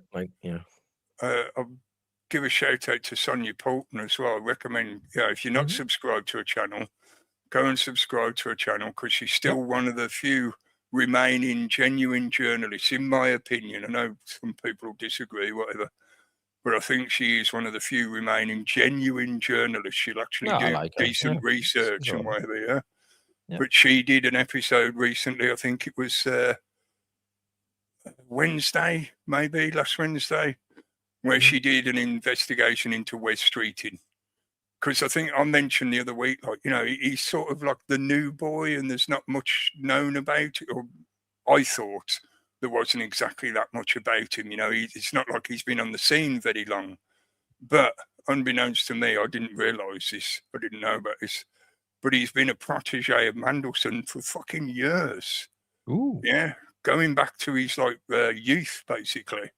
And she showed a few pictures of him literally fawning over Mandelson, So, again, this is something where maybe Wes Streeting is going to be a pick for the techno bros and the WF crowd, because he's been groomed by somebody like Mandelson for this kind of role. So, I don't know. I'm still putting my peg on Millibot simply because he's a good mouthpiece. Yeah, and the system seems to want just mouthpieces at the moment, whereas Wes Streeting seems to be more inculcated into the ideology. He's got the mindset of the cabal. He's definitely been very much indoctrinated and brought into the cult, as it were. It wouldn't surprise me if he's done a bit of weird shit with Mandelson and stuff like that, Speculating. I don't know, but... yeah, go and check out a little research documentary. Research she did and presented. If you don't know much about Wes Street, I'm grateful for it, because, like I said, I learned about more about him that I didn't realise, didn't know about. We'll see. I think they're going to play this out for as long as they can, because while the public is caught up in this argument about who they're going to vote for and whether it's even worth it, or should we have a general election and blah, blah. While the debate is occupied around this pick your puppet contest, then all the other shit is still being chugging along in the background, which is what they prefer, because then the public is less likely to protest because they don't realise this stuff is happening. For example, the rollout of facial recognition, which still, bemusing as it is still somewhat illegal in UK law, or under UK legislation, I should say, because it's legislation, not law. But the point being, they don't give a fuck. They're rolling it out anyway. Yeah, and you'll see these mobile van units all over the place, and you will see installations being activated in big cities and towns where basically if you go anywhere near the town centre, you're going to be on facial recognition systems. And as you mentioned earlier, like those flock cameras and the ring cameras, all of those systems are now being brought in and tied into the surveillance tech system. Yeah. Yeah. So please don't be overly distracted. Whoever gets in, we're just going to get more of the same fucking bullshit government that is going to ignore whatever the fuck you say. They're just going to keep piling more tax on you and more legislation on you to try and trip you up. Oh, there's that photo. It's fucking classic. The bacon sandwich. Yeah. And it's just like he's not sure if he's Shabbos guy or not. He's like, should I be eating the bacon? I don't know what to do with it. Should I just shove it up my ass? Do I swallow it? Oh dear, it's such a shame. I do in a way feel sorry for him. Nah, he's a climate retard. He's a copy of fucking, what's that American guy? Al Gore. Guy. Al Gore. Yeah. Maybe not as entrepreneurial, because Al Gore made a fuck lot of money out of that bullshit. No, his brother made a lot of money, didn't he, in COVID? Yeah, Ed. Is it Ed? I can't remember. This is Ed, I think. Ed, this is Ed. Yeah. Well, maybe somebody will remember in the show. Also, let's quickly have a step back and see, did anyone actually guess who the quote was from?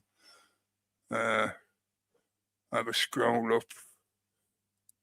I would say Chinese. Tzu Lao Tzu Lao Tzu? No, it's not that old one. Unless somebody wants to post their comment again, because obviously I'm trying to scroll up and quickly read through the comments, so I might miss when somebody said it earlier because I've been ranting for like 20 minutes. You know what it's like when you tune into me. Right, well, yeah, if somebody guessed it, if you want to post again, I'll give it a minute or two, and then I'll tell you who. I think it'll be obvious once I say it. No, not Gandhi. Yeah, let me just check in my notes and see what else. The sentence kind of does a bit, Chinese, Japanese kind of a build, right? And the water flow, the water, that kind of thing. It could maybe benefit from a comma after the word impossible. I'm not sure if I know when he said it, there is a little pause between where he says impossible and then the next bit. But haiku, it sounds a bit like a haiku. Yeah. No, not Malcolm X, not Pol Pot. Pol Pot. Putin? We're not in the killing fields. Mention that. You mentioned the Hunter bullshit and the Ebola bullshit that they now started again. Yeah. Yep. Of course. And I mentioned the digital ID. Yeah, okay. So I've gone through all the bits in my notes. I've also got another song to play us out, which I want to promote a little bit to give these guys some support. And I also think they've done another good job with this song. There's a few of their songs I really like. I know I've played them before. Definitely not George Michael. You get a -1 for that suggestion. That's a terrible answer. Funny though. It's funny though. Okay, I think people give up then. Rune. Yeah, Rune, that's a good idea. Do you want me to do the rune first, or do you want me to tell you the answer? Tell the answer. Go for the answer. You sure? Yeah. I want to know. Nobody's guessing anymore. So Kennedy. Kennedy? Yeah. Oh wow, that's pretty recent. It's one of his classic quotes from when he was talking about the social movements that were building up in America towards the end of the Che Vietnam War. Guevara was the Dace's guess. No. No, but he was talking about the fact that you can't really suppress those social uprisings, you know. The American public had had enough of the meat grinder of the Vietnam War, and they were fed up with the bullshit they were being fed by the current state system. So he was making a point of like, if you don't listen to them, then they're going to start getting violent, because that's the only choice left. If the government totally ignore the public, eventually the public will get so pushed to the edge that they will resort to violence. And I know at the moment in the current system, what they're trying to play on is that inevitability. You know, the current system, certainly here in the UK, I think it's similar in others, is they push you right to the very edge of your tolerance, and then they ease back. They allow you to recover. They let you have a little shout and moan and protest, and then they push again. Yeah, Jeff C used to call it the ease and squeeze, like you're playing an accordion. Yeah, they provide you the enemy to get angry at, right? They give you a vent to fucking vent it at, and Meanwhile, they have dinner. Yeah. If you don't have an enemy, they will create one for you. That was another quote I used to use a lot, but they definitely are trying to push the British public as hard as they can to cause violent outbreaks in the street, which we have to a certain degree seen, but most of it has been perpetrated by these, how shall we call them, the illegal criminal psychopaths that have been brought into the country. Yeah. Well, they need to redirect their anger, because they don't want that anger directed at them, because then it's all over, right? So that's why they provide you these enemies or things to hate or reject or whatever. Right? So, I'm asking quite a simple question. But it might also be a win for us, because in the core, right, Muslims, Christians, all of them are against these Zionists and their ideas about how to fucking set up the world. So we might unite even over this, right? But potentially, yeah. Yeah, but then that's why these Tommy Robinsons and those guys are so detrimental to this, because if we really want to get rid of the elites, right, we have to get rid of all of them. Yeah, including their mouthpieces, their paid influencers. Arabia and Saudi Arabia and all those tribes there. Yes. It's not that hard, is it? I think it should be president. Vote Pete. Oh, communication. I can eat a sandwich. A bacon sandwich. Oh yeah, hell yeah, I love it. Mm-hmm. What's that? Raider? Barbecue sauce. I prefer just brown sauce.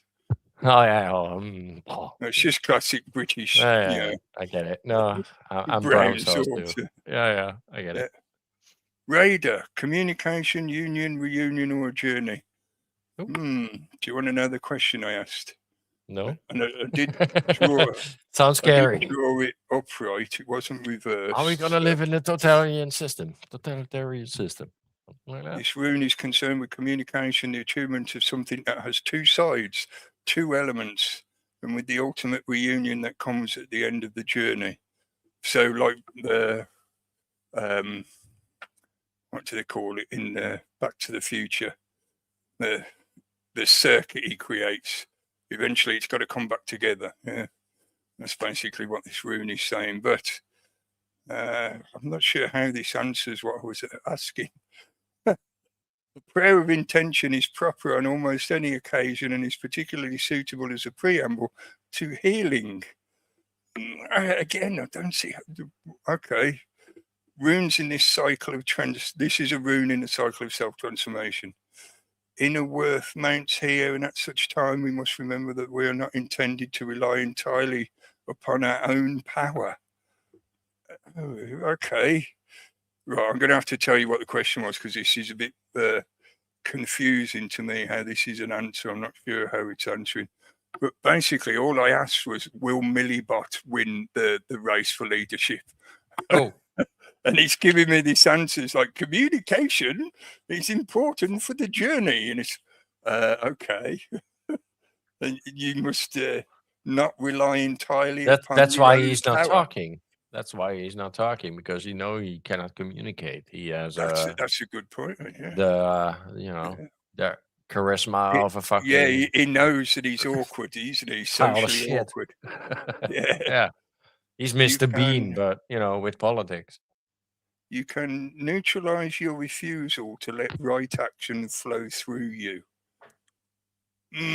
That is almost like now that's to me starting to sound like a yes, and you're just going to have to fucking deal with it. That he will be a mouthpiece for the cabal. That's how it feels like this is describing it. Yeah, the journey means you have to go with the flow.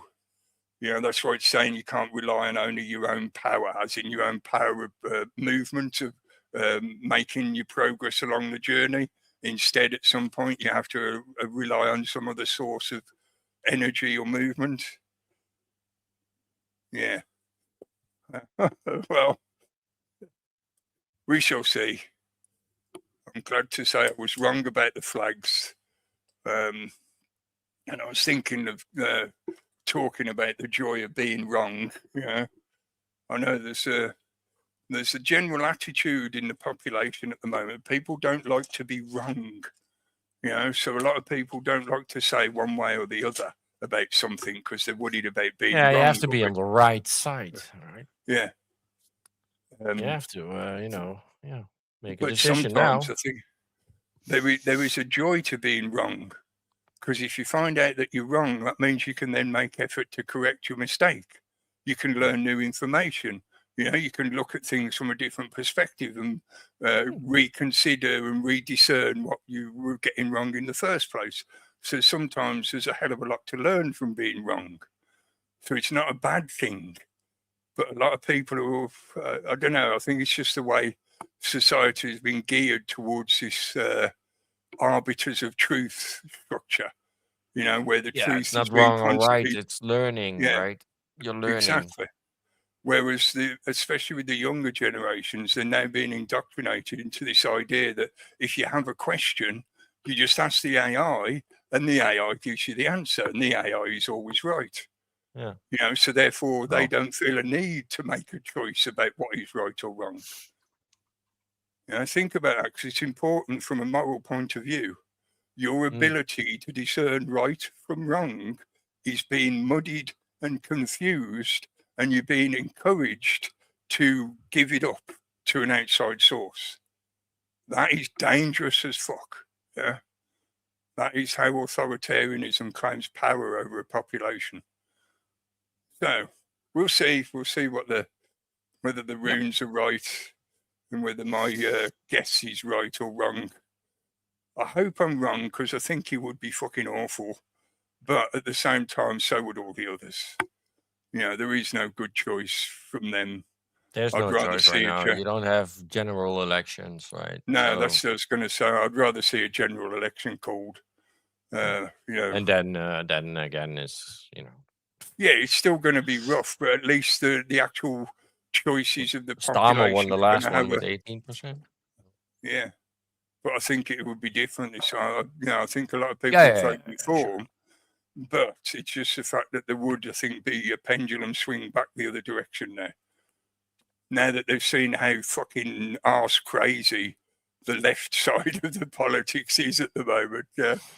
I mean, it's been like that for a while, but it's most definitely in the cabal globalist paddock, as it were now. Yeah. But we'll see. Put the link in, cool. Thank you. Join the after chat if you want, please. Yeah, we'll do a little bit of after chat if I can stand putting up with it. We'll see how long it lasts before I get annoyed. But anyway. No worries. I will put a link in for this group. We mentioned them before. Rob played one of their songs the other night. It's a group called Mobius Loop. I've actually met these guys at a couple of festivals and had a little bit of a chat with them, because obviously, you know, everyone wanted to talk with them. So I only got the time to say a few words with them. But I had the chance to sort of be around them and watch them and listen to their music and everything. They are definitely genuine people. I know they might seem a bit over the top to some of you because they are like old school hippies and they are committed vegans and stuff like that, but they're not militant. They never hassle anyone about their choices, yeah? They just speak from their own perspective and point of view, which is something I appreciate. They exercise their free right and they encourage everybody else to exercise their free right to express themselves, to use their free speech, etc. Yeah? So I've got a lot of respect for that.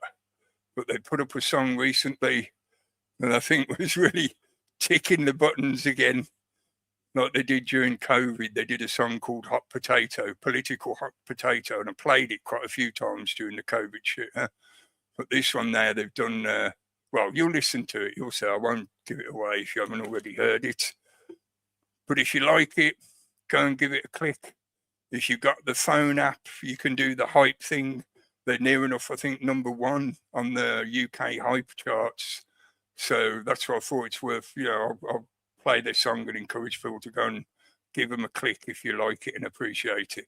And maybe we can get the message out to a wider audience, you know? Yes, that's the one, Rob, yeah.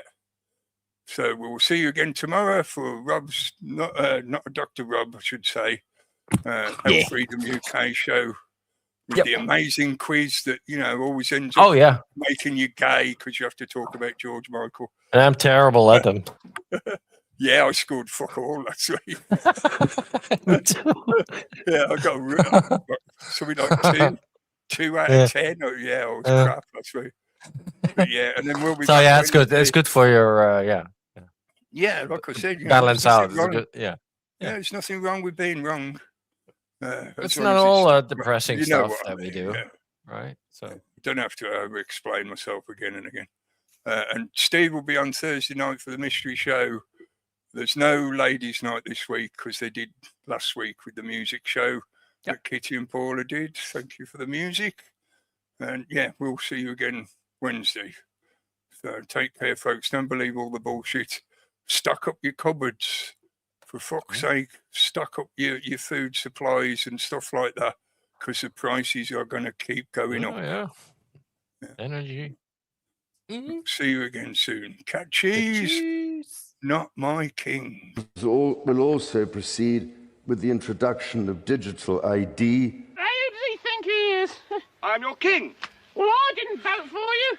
Your mother's funeral, it cost us £6 billion, paid for by the people who will work to the ground. During this fuel crisis, you live in bliss with your new crown, in palaces with riches all around. Can you blame them when they say, you're not my king? Can you blame them when they say, you're not my king?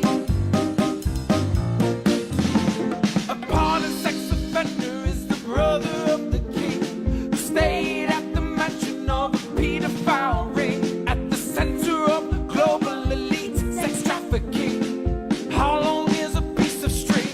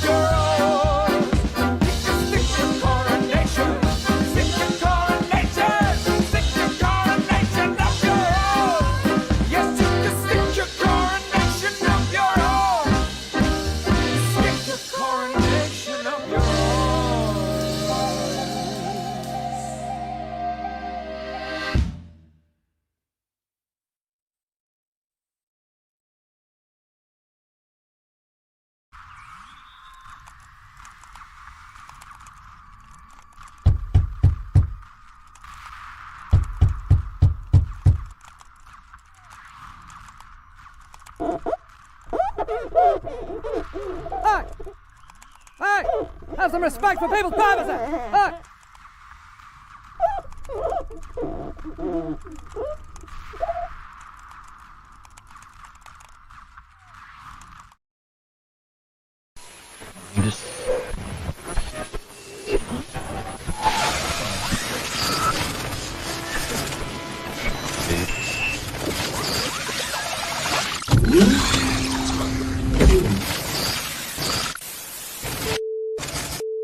Welcome to your awakening. Please take off as your reality is adjusted.